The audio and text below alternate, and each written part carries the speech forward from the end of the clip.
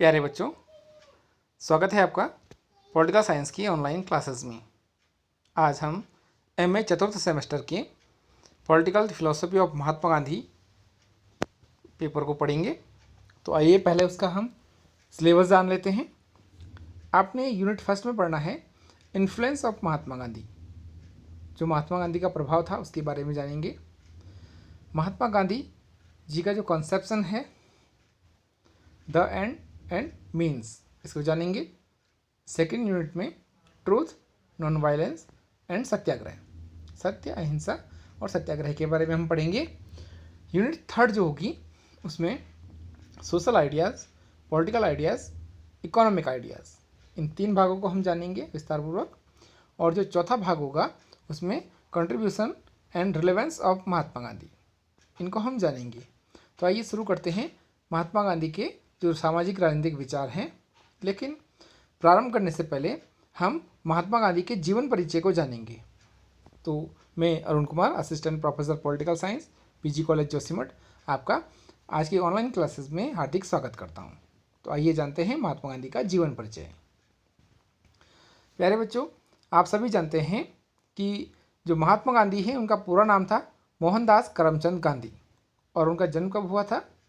उनका जन्म हुआ था 2 अक्टूबर 1869 में, और 30 जनवरी 1948 में उनकी हत्या कर दी गई थी नाथुराम गोडसे द्वारा।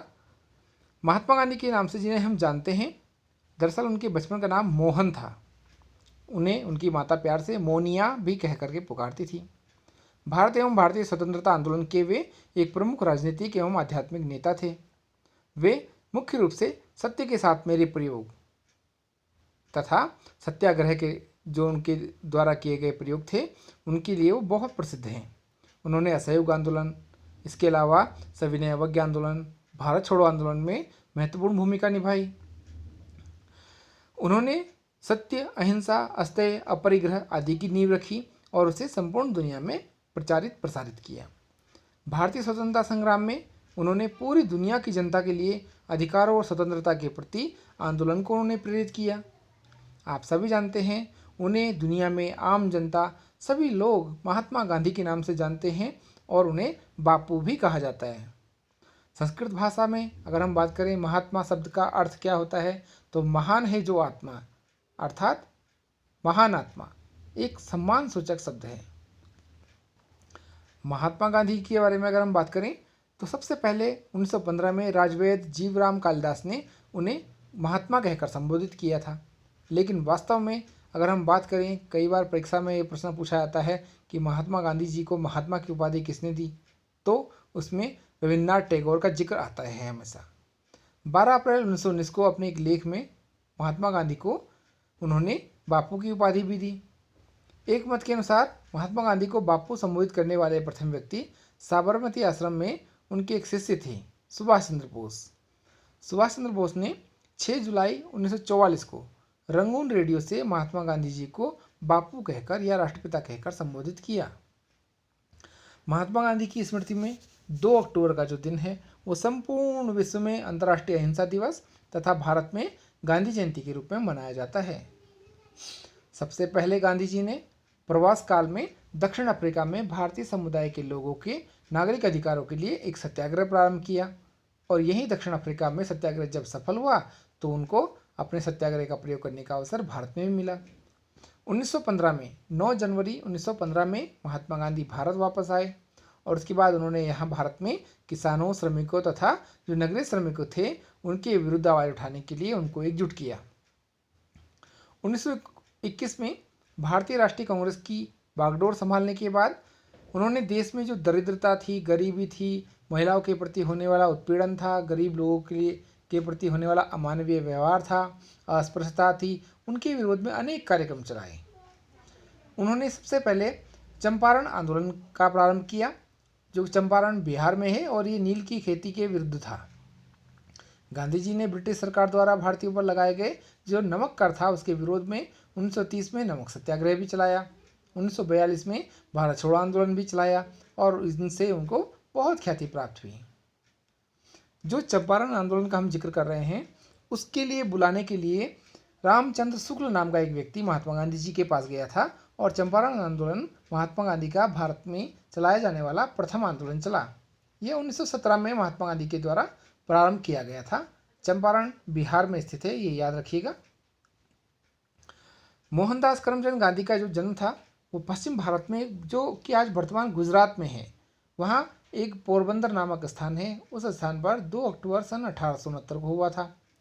मोहनदास करमचंद गांधी के पिता का नाम करमचंद गांधी था और वो एक सनातन धर्म के पंसारी जाति से संबंध रखने वाले व्यक्ति थे। ब्रिटिश राज के समय कठियावाड़ की एक छोटी सी रियासत हुआ करती थी जिसे पोरबंदर के नाम से जाना जाता था, और उस समय उस पोरबंदर में वहाँ के वो दीवान अर्थात प्रधानमंत्री हुआ करते थे। गुजराती भाषा में गांधी का अर्थ पंसारी होता है बच्चों।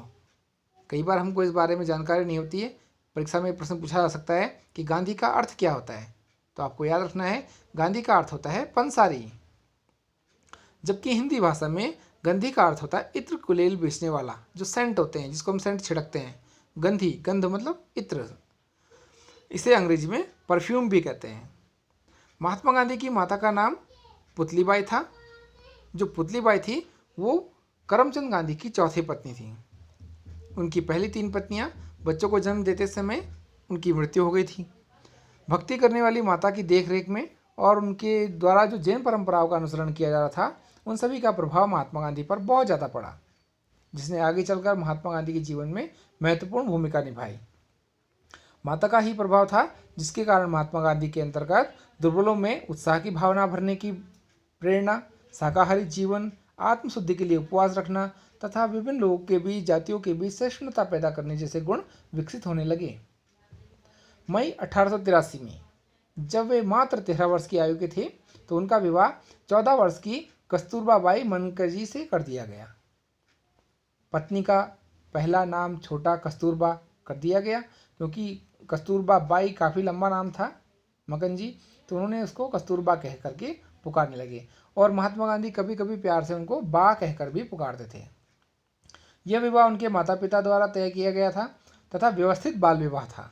आप समझ सकते हो, 14 साल और 13 साल के 2 बच्चों का विवाह हुआ था, तो ये अपने आप में एक बाल विवाह था जो उस समय उस क्षेत्र में प्रचलित था। परंतु उस क्षेत्र में यही रीति थी कि किशोर दुल्हन को अपने माता पिता के घर और अपने पति से अधिक समय तक रहना पड़ता था। 1885 में जब महात्मा गांधी 15 वर्ष के थे तब इन्हें पहली संतान प्राप्त हुई, लेकिन वो कुछ ही दिन जीवित रही और इसी वर्ष उनके पिता का भी निधन हो गया, वो भी चल बसे। मोहनदास करमचंद गांधी अर्थात महात्मा गांधी और कस्तूरबा गांधी की 4 संतानें हुई जो कि सभी पुत्र थे। महात्मा गांधी के जो 4 पुत्र थे उसमें हीरालाल गांधी 1888 में, मणिलाल गांधी 1892 में, रामदास गांधी 1897 में और देवदास गांधी सन 1900 ईस्वी में पैदा हुए। तो इससे आपको अनुमान लग गया होगा कि महात्मा गांधी के 4 बच्चे थे, चारों लड़के थे, जिसमें हरिलाल, मणिलाल, रामदास और देवदास ये प्रमुख थे। पोरबंदर में उन्होंने मेडिकल और राजकोट से हाई स्कूल की परीक्षा पास की। दोनों परीक्षाओं में शैक्षणिक स्तर एक साधारण छात्र के समान रहा। मैट्रिक करने के बाद उन्होंने भावनगर के श्यामलदास कॉलेज से कुछ समस्या के साथ परीक्षा उत्तीर्ण की। जब तक वे वहाँ रहे अब प्रसन्न ही रहे, वो खुश नहीं थे क्योंकि उनका जो परिवार था वह उन्हें ज़बरदस्ती बैरिस्टर अर्थात वकील बनाने पर तुला हुआ था और वो बैरिस्टर नहीं बनना चाहते थे। सितंबर 1888 को गांधी यूनिवर्सिटी कॉलेज लंदन में कानून की पढ़ाई पढ़ने और बैरिस्टर बनने के लिए इंग्लैंड चले गए। तो प्यारे बच्चों, गांधी इंग्लैंड कब गए? 1888 में।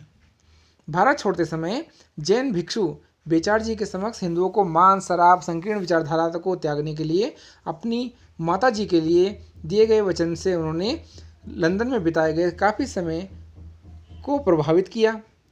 हालांकि महात्मा गांधी अंग्रेजी रीति रिवाजों का भी अनुभव किया करते थे। उदाहरण के तौर पर जो नृत्य कक्षाएं हुआ करती थी नृत्य की, उसमें वो जाते थे। फिर भी वो अपनी मकान मालकिन द्वारा मांस या पत्ता गोभी को हजम नहीं कर पाते थे। उन्होंने शाकाहारी भोजनालय की ओर इशारा किया और अपनी माता की इच्छाओं के बारे में उन्होंने जो कुछ पढ़ा था उसके आधार पर उन्होंने शुद्ध शाकाहारी समाज को अपनाया, शाकाहारी भोजन को अपनाया। बाद में उन्होंने अनेक महत्वपूर्ण संस्थाओं में भाग लिया। अगर हम बात करें थियोसॉफिकल सोसाइटी की, जिसकी स्थापना 1875 में हेनरी अलकॉट और मैडम ब्लबर्ट्सकी ने की थी। तो इसमें भी महात्मा गांधी का बहुत महत्वपूर्ण योगदान रहा। उन्होंने लोगों को श्रीमद् भगवद गीता पढ़ने के लिए प्रेरित भी किया। महात्मा गांधी हिंदू, बौद्ध, इस्लाम, ईसाई और अन्य धर्मों के बारे में पढ़ने लगे और गांधी जी ने धर्म विशेष में रुचि न रखते हुए भी सर्वधर्म समभाव की भावना को पूरे विश्व में फैलाने का कार्य किया। प्यारे बच्चों, आप सभी जानते हैं ग्रेट ब्रिटेन के 4 हिस्से हैं। उसमें इंग्लैंड और वेल्स बार एसोसिएशन में वापस बुलाए जाने पर वे भारत लौट आए, लेकिन बम्बई में वकालत करने में उन्हें कोई खास सफलता नहीं मिली। वो एक सफल वकील नहीं बन सके। बाद में एक हाई स्कूल में वो शिक्षक के रूप में कुछ समय के लिए नौकरी करने लगे।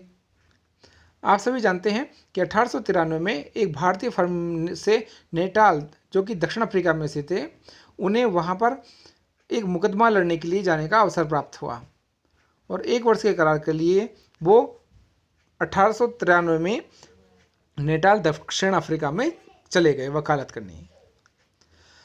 वहाँ उन्हें वकालत में काफ़ी सफलता प्राप्त हुई दक्षिण अफ्रीका में, और वहीं दक्षिण अफ्रीका में रह करके उन्होंने सत्याग्रह का प्रयोग किया। दक्षिण अफ्रीका में ही उन्होंने एक फॉर्म की स्थापना की जिसे हम टॉलस्टॉय फॉर्म के नाम से भी जानते हैं। प्यारे बच्चों, दक्षिण अफ्रीका में महात्मा गांधी ने भारतीयों पर भेदभाव को देखा और उसको समझा। उन्होंने यात्रा करते समय उन्हें प्रथम श्रेणी की कोच से वैध टिकट होते हुए भी उन्हें उठा करके ट्रेन से नीचे फेंक दिया गया, या जो शेष यात्रा थी वो उनको बहुत कष्टदायक रूप से झेलनी पड़ी। महात्मा गांधी के जीवन में अनेक घटनाएं ऐसी आई जिन्होंने समय समय पर उन्हें अंग्रेजों के विरुद्ध या साम्राज्यवाद के विरुद्ध आवाज़ उठाने पर मजबूर कर दिया, और उन्होंने देशवासियों के सम्मान के लिए स्वयं अपना बलिदान करने के लिए वो तैयार हो गए। आइए अब बात करते हैं भारतीय स्वतंत्रता संग्राम में महात्मा गांधी की भूमिका के बारे में। प्यारे बच्चों, महात्मा गांधी 9 जनवरी 1915 में पहली बार भारत वापस आए दक्षिण अफ्रीका से, और 1915 में दक्षिण अफ्रीका से भारत में रहने के लिए लौटने पर उन्होंने भारतीय राष्ट्रीय कांग्रेस के अधिवेशनों में भाग लेना प्रारंभ किया। लेकिन उनके विचार जो थे वो उस समय की तत्कालीन भारतीय राष्ट्रीय कांग्रेस से मेल नहीं खाते थे। कांग्रेस के बारे में एक बात और मैं आपको बता दूं बच्चों, कि जो भारतीय राष्ट्रीय कांग्रेस थी इसका पुराना नाम भारतीय राष्ट्रीय संघ था। भारतीय राजनीति में महात्मा गांधी के जो राजनीतिक गुरु थे वो गोपाल कृष्ण गोखले थे, और गोपाल कृष्ण गोखले एक उग्र विचारधारा के समर्थक थे जो भारत की स्वतंत्रता के लिए एक कर्तव्यनिष्ठ व्यक्ति थे। महात्मा गांधी की एक बहुत बड़ी उपलब्धि थी 17 में जो चंपारण में सत्याग्रह हुआ। 1917 में चंपारण सत्याग्रह हुआ और 1918 में खेड़ा में सत्याग्रह हुआ। चंपारण बिहार में है, जहाँ उन्हें राजकुमार शुक्ल नाम का एक व्यक्ति बुला करके ले गया था अपने साथ कि आप आइए और चंपारण में अपना पहला सत्याग्रह कीजिए और नील की जो खेती करने के लिए अंग्रेज हमें विवश करते हैं उससे हमें मुक्ति दिलाइए। महात्मा गांधी चंपारण गए और वहाँ पर उन्होंने राजकुमार शुक्ल के बुलाने पर अपना पहला सत्याग्रह किया। क्योंकि महात्मा गांधी उस समय कोट पैंट वगैरह पहनते थे, लेकिन चंपारण के लोगों की दयनीय स्थिति को देखते हुए उन्होंने पहली बार चंपारण के लोगों को देखते हुए मात्र एक धोती पहनना स्वीकार किया। और उसके बाद से आपने प्यारे बच्चों जब भी उनकी फ़ोटो देखी होगी तो वो मात्र एक धोती में ही दिखाई देते हैं। ये चंपारण की ही देन थी जो उन्होंने अपना कोट पैंट वगैरह का त्याग किया और धोती को अपनाया। ये चंपारण आंदोलन से ही प्रारंभ हुआ था। 1918 में खेड़ा सत्याग्रह में, जो खेड़ा गुजरात में है, उसके लिए सरदार वल्लभ भाई पटेल को भी महात्मा गांधी ने ही कहा था और इसमें भी उन्हें सफलता मिली। इसमें जो नील की खेती है या जो अन्य खाद्य फसलों की खेती करने से के लिए अंग्रेज उनको रोकते थे, उसके विरोध में उन्होंने ये आंदोलन चलाए। गाँवों की बहुत बुरी स्थिति को देख करके महात्मा गांधी ने अस्पृश्यता और पर्दा प्रथा को समाप्त करने का बहुत महत्वपूर्ण कार्य किया। उन्होंने गरीब लोगों को या जो अछूत लोग थे उनको एक नया नाम दिया जिसे बाद में हरिजन कहा गया। तो हरिजन शब्द के जो जनक थे वो भी आपके महात्मा गांधी थे। उन्होंने हरिजन नाम की एक पत्रिका भी निकाली। प्यारे बच्चों, अगर हम बात करें अंग्रेज़ों के बारे में, तो अंग्रेज़ों ने महात्मा गांधी को जेल में डालने के कई बार प्रयास किए, लेकिन बार बार विरोध प्रदर्शन हुए। जेल से, पुलिस से, स्टेशनों से, सभी जगह से महात्मा गांधी को छुड़ा लिया गया। उसके पश्चात धीरे धीरे महात्मा गांधी ने असहयोग का अस्त्र अपनाया। लेकिन 13 अप्रैल 1919 में जलियांवाला बाग हत्याकांड होने के कारण महात्मा गांधी ने अंग्रेजों के खिलाफ प्रबल असहयोग आंदोलन छेड़ने का विचार बनाया। इसमें आपको एक बात याद रखनी होगी बच्चों, जो जलियांवाला बाग हत्याकांड हुआ था 13 अप्रैल 1919 को, उसका मुख्य कारण था रोलेट एक्ट। रोलेट एक्ट अंग्रेजों के द्वारा बनाया गया कानून था, जिसे बिना वकील, बिना दलील और बिना अपील का कानून कहते थे। इसमें अगर कोई 4-5 व्यक्ति एक जगह पर इकट्ठा होकर के बातें करते तो उनको अंग्रेज पुलिस वाले पकड़ करके जेल में डाल देते थे। और इस रोलेट एक्ट के विरोध में जलियांवाला बाग, जो कि पंजाब में स्थित है, वहाँ पर एक सभा का आयोजन किया गया और वहाँ जनरल डायर ने निहत्थे लोगों पर गोलियां बरसा दी और जिसमें हजारों लोग मारे गए। इस हत्याकांड के बाद जनरल डायर को ब्रिटिश साम्राज्य का शेर की उपाधि दी गई। महात्मा गांधी इससे बहुत असंतुष्ट थे और ऐसी स्थिति में उन्होंने 1920 में एक असहयोग आंदोलन चलाया, जिसमें अंग्रेजों के प्रति असहयोग का निर्णय लिया गया कि हम किसी भी कार्य में सहयोग नहीं करेंगे। ब्रिटिश राज में भारतीयों के द्वारा किया गया ये असहयोग, उसमें अंग्रेजों को उनके कार्य प्रणाली पर प्रश्न चिन्ह लगाने प्रारंभ हो गए। महात्मा गांधी के द्वारा किए गए असहयोग के आंदोलन से जनता ने अनेक कार्यों में असहयोग किया। जैसे जो शिक्षक विद्यालय में पढ़ाते थे उन्होंने विद्यालय छोड़ दिए, बच्चों ने स्कूलें छोड़ दी, जो वकील थे उन्होंने वकालत छोड़ दी, जजों ने अपना निर्णय देना छोड़ दिया, सभी क्लर्कों ने काम से बहिष्कार किया और सभी प्रकार से असहयोग करना प्रारंभ किया। इस प्रकार से 1920 का जो असहयोग आंदोलन था वो धीरे धीरे अपने चरम की ओर बढ़ने लगा।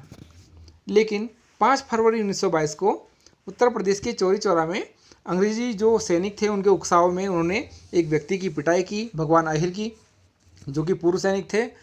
उसके विरोध में भारतीय क्रांतिकारियों ने शांतिपूर्वक प्रदर्शन कर रहे थे, उन्होंने एक पूरे थाने को घेर करके उसमें आग लगा दी, जिसमें एक मुख्य सैनिक सहित 22 पुलिस वाले जिंदा जल गए और इसे चौरी चौरा घटना के नाम से जाना जाता है। 5 फरवरी 1922 की घटना है, जिस दिन चौरी चौरा नामक स्थान पर उस थाने को जला दिया गया। इससे रुष्ट होकर महात्मा गांधी ने असहयोग आंदोलन को वापस ले लिया। प्यारे बच्चों, उत्तर प्रदेश में जो ये घटना हुई, इस आंदोलन ने जैसे ही हिंसात्मक रूप लिया, महात्मा गांधी को डर लगा कि उन्हें कहीं पूरे देश में इसी प्रकार के हिंसात्मक आंदोलन ना हो जाए, तो उन्होंने सभी व्यक्तियों से कहा कि आप लोग हिंसा का सहारा न लें और असहयोग का मार्ग अपनाएं।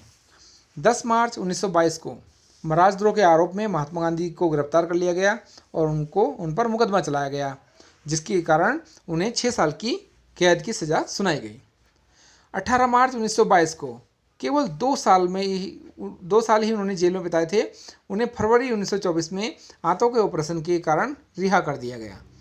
1922 में उनको गिरफ्तार किया गया और 1924 में उनको आंतों के ऑपरेशन के लिए वहाँ से छोड़ दिया गया। गांधी जी के एकता वाले व्यक्तित्व के बिना जो इंडियन नेशनल कांग्रेस थी, तत्कालीन कांग्रेस, उसके जेल में 2 साल रहने के दौरान ही 2 दलों में कांग्रेस का विभाजन हो गया।